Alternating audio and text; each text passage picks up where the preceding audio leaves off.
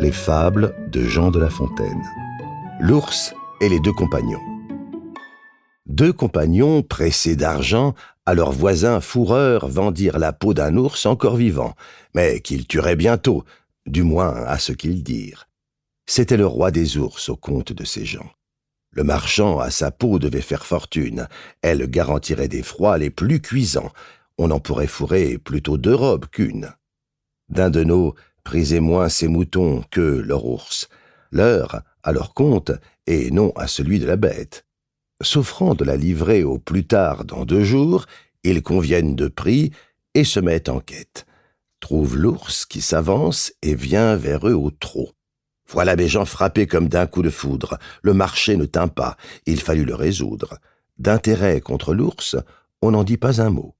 L'un des deux compagnons grimpe au faîte d'un arbre, l'autre, plus froid que n'est un marbre, se couche sur le nez, fait le mort, tient son vent, ayant quelque part ouï dire que l'ours s'acharne peu souvent sur un corps qui ne vit, ne meut, ni ne respire.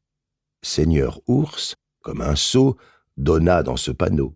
Il voit ce corps gisant, le croit privé de vie, et, de peur de supercherie, le tourne, le retourne, approche son museau, flaire au passage de la laine. « C'est, dit-il, un cadavre. Ôtons-nous, car il sent. » À ces mots, l'ours s'en va dans la forêt prochaine.